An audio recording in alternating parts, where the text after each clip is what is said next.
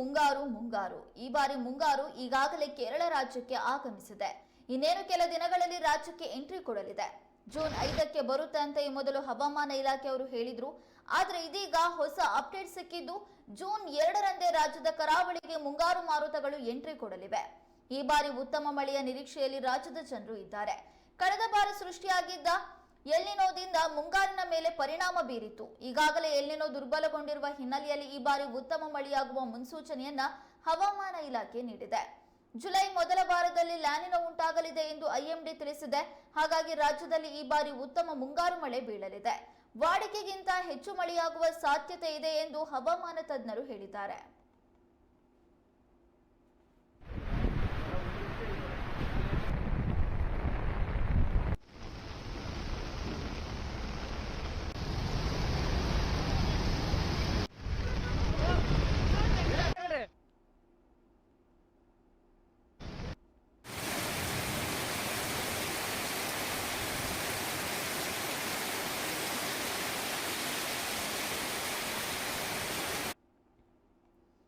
ಮುಂಗಾರು ಮಾರುತಗಳು ರಾಜ್ಯಕ್ಕೆ ಯಾವಾಗ ಎಂಟ್ರಿ ಕೊಡ್ತವೆ ಅಂತ ರಾಜ್ಯದ ಅನ್ನದಾತರು ಕಾಯ್ತಾ ಇದ್ದಾರೆ.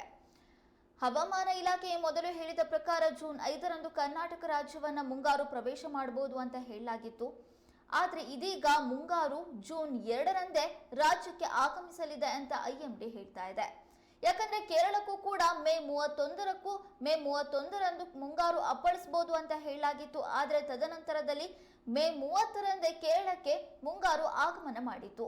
ಆ ಹಿನ್ನೆಲೆಯಲ್ಲಿ ಇದೀಗ ಕರ್ನಾಟಕಕ್ಕೂ ಕೂಡ 3 ದಿನ ಮುಂಚಿತವಾಗಿ ಮುಂಗಾರು ಮಳೆ ಆಗಮಿಸ್ತಾ ಇದೆ. ಕರ್ನಾಟಕದ ಕರಾವಳಿ ಭಾಗಕ್ಕೆ ಮುಂಗಾರು ಅಪ್ಪಳಿಸಲಿದ್ದು ಈ ವರ್ಷ ಅತಿ ಹೆಚ್ಚಿನ ಪ್ರಮಾಣದಲ್ಲಿ ವರ್ಷಧಾರೆಯಾಗಬಹುದು ಅಂತ ಹವಾಮಾನ ಇಲಾಖೆ ನಿರೀಕ್ಷೆ ಮಾಡಿದೆ.